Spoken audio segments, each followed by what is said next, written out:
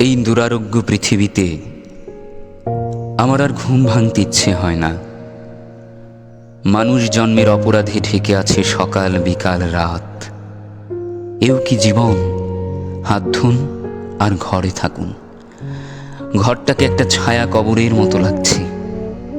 যদি হাত ধুই আর ঘরে থাকতে হয় দিনের পরে রাত, মাসের পরে মাস, তবে আমি ঘুমোতে চাই কবরের মতো নীরব ঘুম।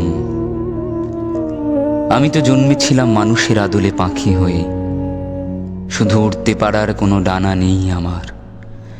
আমিও চাই লকডাউন হয়ে যাক এবার চোখ। প্রেমিকার চুলের গন্ধের চেয়ে স্যাভলন জনপ্রিয় হয়ে উঠেছে।